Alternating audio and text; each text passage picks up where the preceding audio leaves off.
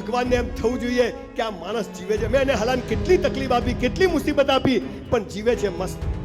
આ મસ્ત કેમ જીવાય એની હું તમને 4-5 વાતો કહું. કદાચ આજે તમે અહીંયાથી લઈને જશો તો હું માનું છું કે તમારો ફોટો ઘુમાય હસતો આવશે. બાકી તો તમે કોઈ ધર્મશાળાઓ અને મંદિરોમાં લોકોના ફોટા જુઓ તો ડાકુ જેવો આવ્યો ખેંચેલું. તમારા મા બાપના ક્યાંક ફોટા આલો તો હસતા હાલજો, કમસે કમ ભૂત જેવા તો ન લાગે. પણ આ હસતો ચહેરો કેમ રે? જે થાય બધું યોગ્ય થાય છે એમ સમજ ક્યારે પડે અને તો જીવતા મોક્ષ મળી જાય. એની વાત હું તમને કહેવા. હું છે ને હમણાં પોલીસ ડિપાર્ટમેન્ટમાં ગયો તો પોલીસ વાળા બધા રિવોલ્વર લગાવીને બેઠેલા. મેં પોલીસ વાળાને કીધું, લા ભાઈ, આ જે લોકો ચોરી કરે, લૂંટફાટ કરે, ચેનો ખેંચો, જુગાર રમે, એને મારો નહીં, ગાળો ન બોલો. મને કે કેમ? મેં તમારી રોજી છે. કોઈ ચોરી ના કરે તો પોલીસનું કામ ખરું? પોલીસનું કામ નહીં તો કોર્ટોનું કામ ખરું? કોર્ટોનું કામ નહીં તો વકીલોનું ને જજોનું કામ ખરું? ચોરો આખી સિસ્ટમ ચલાવે. બોલો, આ છે તો બધું ચાલે છે. એમ જીવનમાં દુઃખ જરૂરી છે, સુખ જરૂરી છે, અમીરી જરૂરી છે, ગરીબી જરૂરી. સારો સમય એક દાડો એમ થાય કે બૈરું કેટલું સારું મળ્યું, અને એક દાડો હાલું ઘણું દબાઈ દઉં થાય. એક દિવસ એમ થાય કે વર હારો મળ્યો, એક દાડો કે આ ક્યાં પણ ભટકારો થાય. પણ આ બધાની વચ્ચે ઈશ્વરે જે 5-7 નિયમો કયા છે અને એ પ્રમાણે તમે જીવો ને તો સાહેબ દાવા સાથે કહું છું કે જીવતા મોક્ષ મળી જાય. જીવતા 5000 પુસ્તકો વાંચીને આપની સામે ઉભો છું. સાધુ સંતોની પાછળ જૂતા કાઢીને 2 વર્ષ ફર્યો છું. ગુરુજીએ વોસ્પેન્સ્કી, તિરુવલ્લુવર, દુનિયાભરના લોકોને વાંચ્યા. પણ પછી સામાન્ય વાત સાલી સમજાઈ કે આ દેશ, સાહેબ તમને ખબર છે દુનિયામાં સનાતન સંસ્કૃતિ જેવી 43 સંસ્કૃતિઓ હતી. કેટલી? 43. એમાંથી 42 પતી ગઈ. આ એક જ સનાતન સંસ્કૃતિ જીવે છે જેમાં આપણે પેદા થયા છે. સાલું એનું આપણને ગૌરવ નથી? રાત્રે 12 વાગે આઈસ્ક્રીમ ખાવાની ઈચ્છા થાય ને તો પહેરી લેજો. લગ્નના સૂટ થાય કે ના થાય, બટન ખેંચી ખેંચીને વાકી પહેરીને હુઈ જજો, મજા આવી જશે. પણ આપણે તો સાલું ઊંધું શીખવાડ્યું. તકલીફમાં હોય, રોગ થઈ જાય, બરબાદ થઈ જાય એટલે ભગવાન પાસે જાય, લઈ લે લઈ લે. ભગવાન કે ત્યો જ રે, ત્યો જ રે. આપણા જેવા હડેલાને દિવેલ પીધેલાને લઈ જઈને કરે શું? એને હસતો માણસ ગમે છે, ખુશખુશાલ ગમે છે. એટલે તમને કહું છું, રોગ થાય, બીમાર થાવ, દેવું થઈ જાય, કોઈ મરી જાય, ભગવાન પાસે જતા નહીં. પણ જ્યારે મોજમાં હો, મસ્ત હોય, નવા કપડા પહેર્યા હોય, દાડો હારો જાય જવાનું, માતાજી તારી કૃપા છે. પણ આપણે હાલ આ બધું ઊંધું શીખવાડ્યું. પાપ અને પુણ્યની તમને સાચી વ્યાખ્યા કહીને આગળની વાત કરું. ગમે તો તાળીઓ પાડજો જોરદાર અને આ સમાચાર બધે આપજો. પાપ અને પુણ્યની એક જ લીટીની વ્યાખ્યા છે. જે બીજાને બતાવવા કરો ને એ બધું પાપ, અને પોતાને બતાવવા કરો એ પુણ્ય. આટલી જ વ્યાખ્યા છે. મેં હારા કપડા પહેર્યા છે, ભગવાને મને આપ્યા છે તો પહેર્યા છે, તમને બતાવવા નથી પહેર્યા. બીજાને બતાવવા કરો એ પાપ, પોતાને બતાવવા કરો એ પુણ્ય. અહીંથી મોક્ષનો પ્રોસેસ શરૂ થાય છે. ગીતામાં લખ્યું છે ધર્મ, અર્થ, કામ અને મોક્ષ. હે મનુષ્ય, ધર્મ અને મોક્ષ માટે તું મહેનત કરજે. પૈસા કમાવાને જીવન સાથી મારી પર છોડી દેજે. પહેલું ને છેલ્લું તારે કરવાનું છે, બીજું ને ત્રીજું મારે કરવાનું છે. તો તને મોક્ષ મળશે. આપણે હું ધંધા ચાલુ કર્યા? આ 2 તું કર, આ 2 હું કરું. ધર્મ અને મોક્ષ આપણે ભગવાન પર છોડી દીધું અને પૈસા કમાવાને જીવન સાથી આપણે પકડીને બેઠા. એટલે બધી સમગ્ર મનુષ્ય જાત દિવેલ પીધેલી ફરે. અમારા અમદાવાદમાં 800 વીઘા જમીન હોય, 4 બંગડી વાળી ગાડી હોય, છોકરા અમેરિકા હોય, તોય 80 વર્ષનો કાકો શું કે ખબર છે? બાજુનું ખેતર લેવાઈ જાય તો હારું. લા ડોહા મરી જાય, કેટલું ભેગું કરશે? આ પૃથ્વી પર તમે જેમ ટ્રેનમાં અહીંયા હરિદ્વાર આવ્યા છો ને, દેહરાદૂન, એમ આ પૃથ્વી પર આવ્યા છો સાહેબ.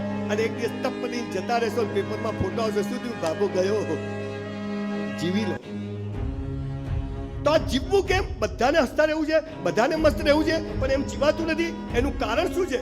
એ કારણ હું તમને આજે કહેવા આવ્યો છું. થોડીક નાની 4-5 વાતો જો આપણે જીવનમાં અપનાવી લઈશું ને સાહેબ, તો બેડો પાર થઈ જશે. ભગવાનને પસ્તાવો ના થવા દેતા કે તને મેં માણસ બનાવીને ભૂલ કરી. તમે કોઈ ગાય, કૂતરા, બિલાડીને હસતા જોયા છે? ગરોળીઓ હસે છે? કૂતરા, કોઈ સિંહ, કોઈ એક મનુષ્ય છે જેને ભગવાને કીધું તું હસતો રહે. પણ આપણે તો હસતા રહીએ તો બાજુવાળા તકલીફ છે. તમે અહીંયા ધણી ધણિયાની બેઠા છો, કાકા કાકી કે હસબન્ડ વાઈફ બેઠા છો. હું તમને એક દાખલો આપું. તમે નક્કી કરો સંજયભાઈએ કીધું આજથી મસ્ત જીવવું છે, કાલ જે થવું હોય થાય. હસબન્ડ આજે ઘરે આવે ને પત્ની નક્કી કરે કે આજે તો ગુજરાતી સાડી ચાલલો કરી, મારો વર બિચારો સુરતમાં કેટલી મજૂરી કરે છે, આજે તો ઘરમાં તૈયાર થઈ અને મસ્ત એ આવે ને પાણીનો ગ્લાસ લઈને ઉભી રહે. પતિ ટિંગ ટોંગ કરીને ફ્લેટ ખોલે ને બૈરું જો પાણી લઈને આવે ને એટલે કોના ઘેર આવી ગયો?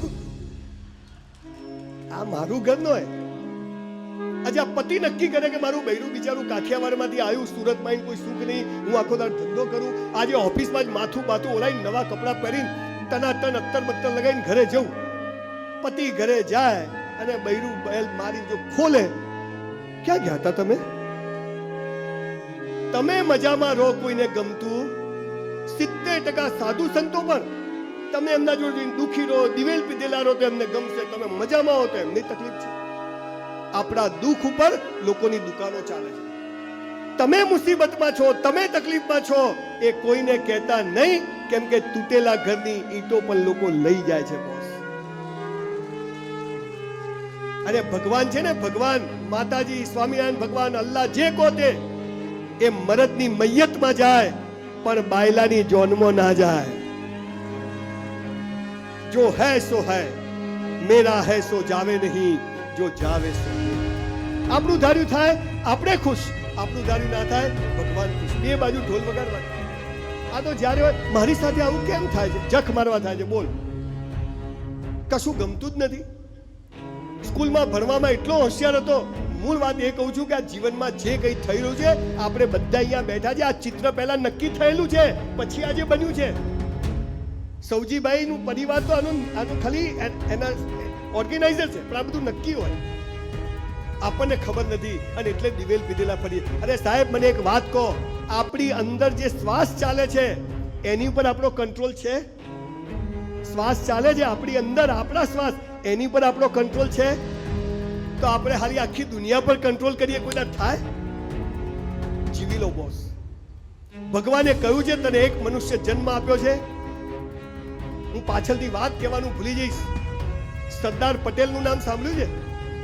હે, પટેલ હતા એટલે નહીં, દેશનો ગૃહમંત્રી.